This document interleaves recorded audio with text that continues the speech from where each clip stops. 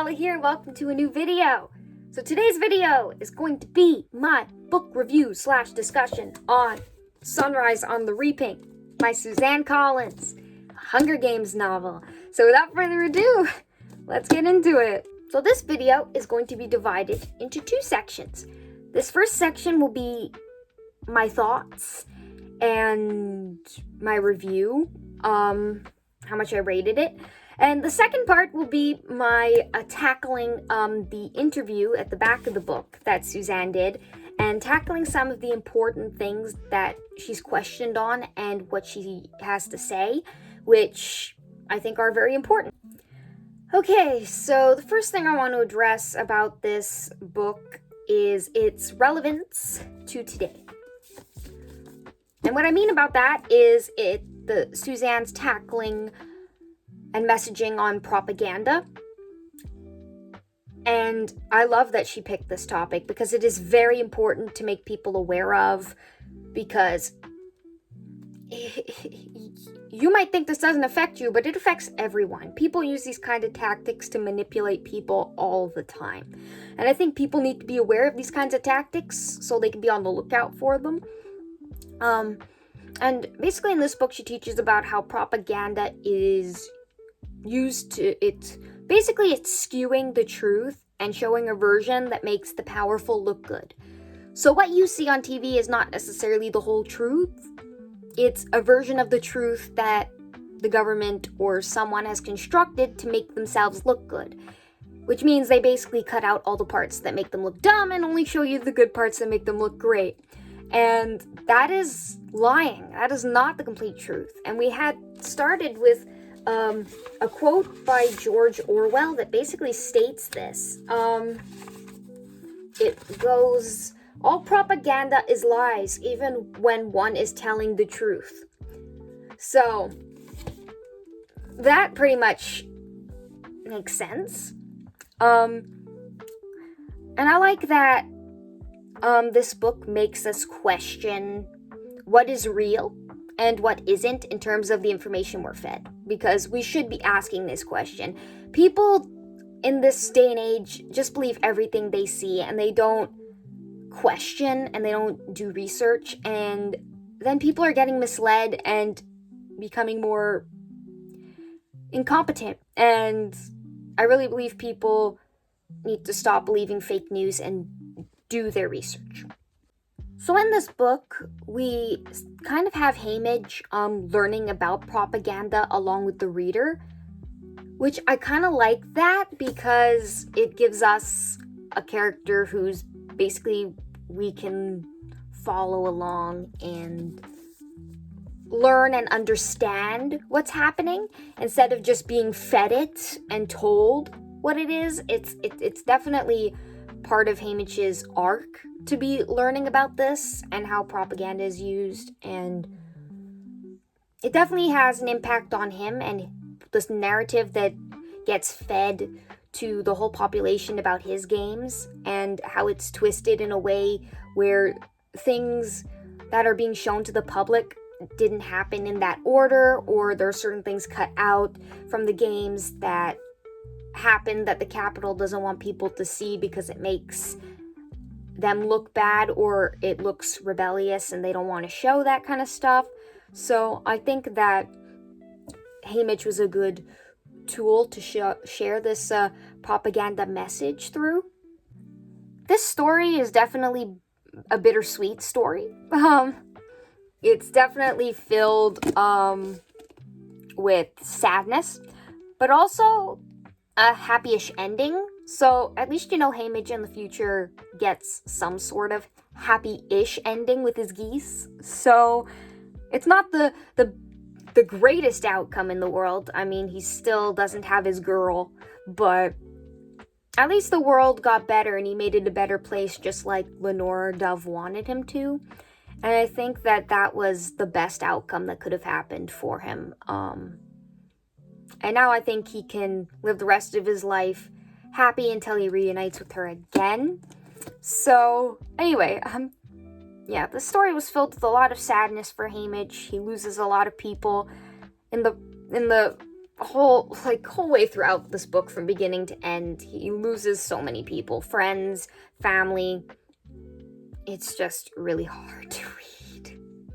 I love that Koryo appears a lot in this book. I mean, not a lot, but he does come up a frequent amount. And I liked seeing him and how he's still not over Lucy Gray and how she still haunts him to this day.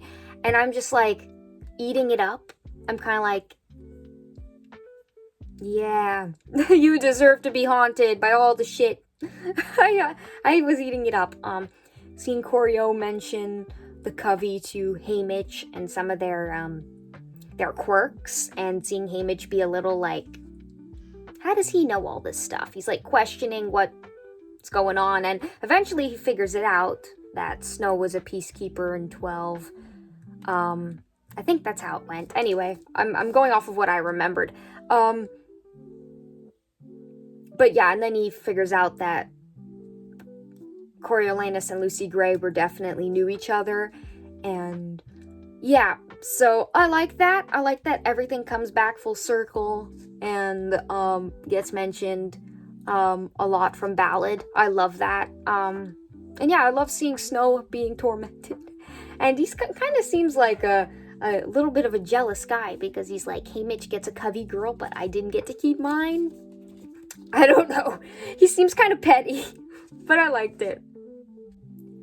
Something controversial that I think people didn't like in this book, but I liked, was the cameos of characters from Effie Trinket to Plutarch Heavensbee to Katniss's parents. But I feel like they had purpose in this book, even if it was a small one for, like, let's say Effie. She had a small part to play, but I felt like it was an important part. If you think it's fan service, sure. I didn't feel like it was complete fan service, maybe a little bit, but I still feel like she had a purpose and something to do, and Plutarch Heavensbee especially was very important to this book. I think he had to be here. I think it was great to show that relationship between him and Haymitch and how it started. So I think that was definitely really useful. And showing us that the rebellion has been a long time coming. And then Katniss's parents, I liked seeing them. I liked getting to have their names revealed because apparently they never had the names revealed in the original trilogy. I never read the original trilogy. I've only seen the movies. This prequel and Ballad are the only the books that I've read. Which might be blasphemy, but I will get to the original trilogy eventually. But yeah, Katniss's parents' names are Burdock and Astrid, which I actually think are great names. I loved it. So I was happy with these cameos. Also Katniss's dad being friends with Haymitch. How are all these people so connected and all know each other? It is so crazy yet so fun, and I enjoyed this. I just enjoyed that so much. I think that this book was very interesting the whole way through. I was entertained the whole time I was reading this. I was never bored. I was always excited to pick it up and kind of sad when I had to put it down for school. So, I highly recommend that you read this. I think Suzanne Collins is every book gets even better. And if she writes more Hunger Games books, I'm down. I'm down to read them. But yeah, I really, really, really love this book. It was really entertaining and really thought-provoking, and I love that. Next thing I think I want to talk about is the characters that were introduced. I loved all the new characters.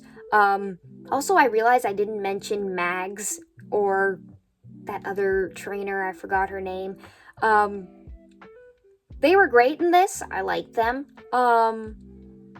I really enjoyed seeing Mags as such a sweet, caring person. She's just amazingly sweet. I love her. She was just a little ray of sunshine in this dark cloud of a book. And then she gets to the end of this book and things are not so happy. But anyway,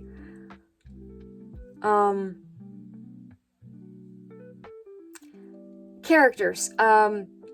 We had Maisley Donner, who we're like Haymitch in the beginning. We don't really like her, and then we love her. So it's like, this girl's a badass, and I can't wait to see her in the movie.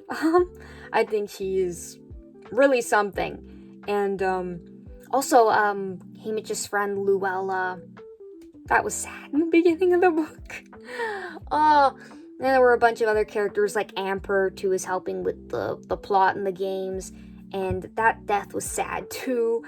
He was a great character. All the characters that we got to see for these games, they were all really, like, they were fleshed out enough for me to really enjoy them and have fun with them and be sad when they died. So I think Suzanne did a great job with these new characters.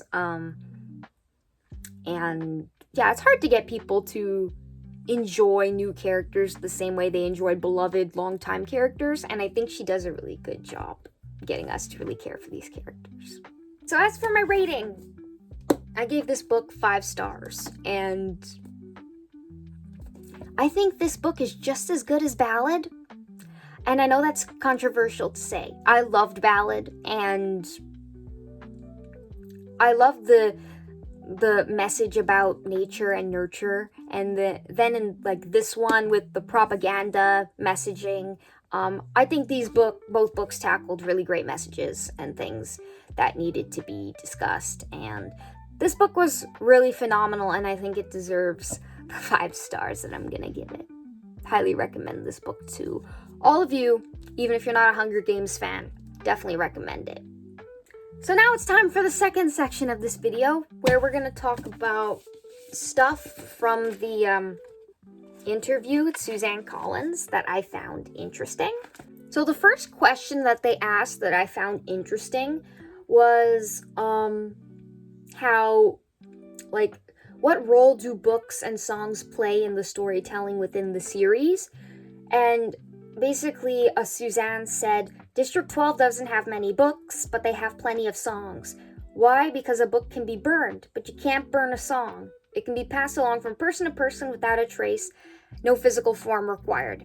Which, I really, really love this. Yeah, you can't get rid of a song. It's kind of difficult. And I like that Lucy Gray's influence still rages on in the people who knew her, but also the people who didn't know her, because of the songs that are still passed down, and so many people are still singing these songs. And I think that that's just such an important thing to showcase. Some things are too powerful to destroy. The next thing that the interviewer asks is, Haymitch is starting basically at a very different place than Katniss. While his life has had its sadness, it's largely been a good life so far. How does that change the stakes within the novel? And Suzanne says, yes, his life has been largely good. A loving family, good friends, the love of his life. A sweet part-time job. And also, he has plans for a meaningful future. And he's happy except for the shadow of the games that hangs over him. But basically, so emotionally, his loss is the greatest because he has the most to lose. And I totally agree. He lost so much in this book. He lost so many people. Like Luella, freaking Lenore Dove. He lost his mom, his brother. This poor guy couldn't catch a break. People kept dying. He lost so many people, friends in the arena. Like, I'm surprised this guy was still standing, man. This poor guy got the shit end of the stick, that's for sure. So yeah, I feel really bad for Haymitch. I wish I could just give him a big hug. This poor guy. The next thing that they ask Suzanne about is how Ballad and Sunrise make the series much more about the long game, showing that the events of the trilogy didn't happen because the right girl shows up at the right time, but because of decades of planning, which I really dug that too. It really made the world feel so much more fleshed out. And what Suzanne says as a reply to this is that, well, using Plutarch, a quote from Plutarch. You are capable of imagining a different future, and maybe it won't be realized today, maybe not in our lifetime, maybe it will take generations. We're all part of a continuum. Does that make it pointless? And then Suzanne says, I think that's a question we all have to ask ourselves. Which, an optimist would be like, yeah, it's not pointless. It's worth it. But a non-optimist wouldn't say that. But yeah, it shows that the sacrifices and everything all meant something, because in the end, they defeat the Capitol in the end of the trilogy. So obviously things eventually turn out, but it did take a long time to get there.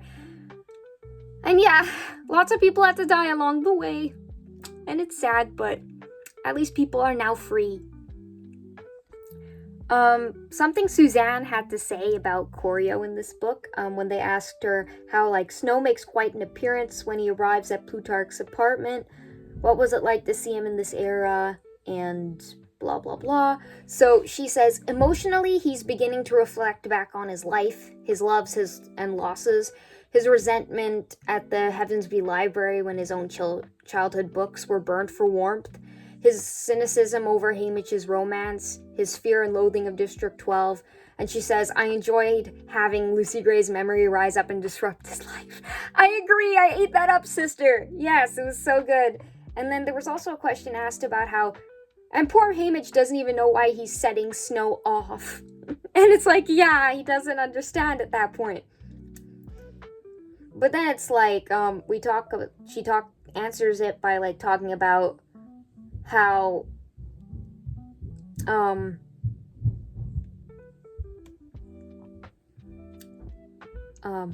Lenore Dove is haunted by the fate of, Lucy Gray, which is understandable. I mean, that death clearly affected, or that disappearance, we don't know what happened to her, but clearly it affected the entire family. So even though she's never met her, still it feels like a dark cloud is hanging over this family. And yeah, I liked seeing that she wears bright bits of Lucy Gray's dress about her person and keeps the forbidden lyrics alive in private performances. I think that was really a cool inclusion. And this is the last one. Basically, the interviewer asks, with the newcomers, we see a different angle to the presentation of alliances within the games, and in some ways, the alliance is in conversation with the alliance that forms in Catching Fire. In many ways, alliances are the unsung hero of the series, especially when we look at the long game. And what does Ampert establish with the newcomers that echoes throughout the series? Suzanne basically says Ampert's laying the groundwork for the rebellion later, with the District Alliance in the third quarter quell. It's a work in progress. Even in the trilogy, we're well into the war before the rebels finally get all the districts on board, but Ampert's message wins out. We don't have to put up with living under the Capitol's rule. We have greater numbers, more power, more strength. We can change our lives. And that's a quote from Ampert. So yeah, I really liked that. That was really... Yeah, dude. You guys have bigger numbers. You guys have all the power. Use it. Thank you. I love all this groundwork being laid. It's just so good. I eat this stuff up. I know this video is probably long. This is before I even started editing it, probably. But my final thoughts. The adaptation will definitely make me cry, even if the book didn't. I cry more at visuals than I do words on pages. Visuals just make it all the more heart-wrenching, I think. Like, I had some emotional reactions, but no crying. You better bet that this movie will make me cry in the theater. And also, I think it's important for these kind of books to be written with these kinds of messaging and, like, books that tackle real-life issues and are bringing them to the forefront and making us think about them. I think that that's so important. I think more books need to do this. Really, books are escapism, but they also... Art imitates life, and life can sometimes imitate art. So let's hope that doesn't happen. But yeah, I loved this book, and I think it did something important. I think everyone should read this, even if you don't really care for Hunger Games. I think everyone should read this book. It's so important to, I guess, every day and age, really. We should always be aware of the tactics being used to manipulate us, and I think that this book did a great job of making people aware, and I think more people need to read this. So yeah, that's my review of Sunrise on the Reaping. I hope you guys enjoyed. If you did, please give this a thumbs up, and I will probably do a movie review when it comes out. But yeah, thank you guys for watching. See ya in the next one. Bye-bye.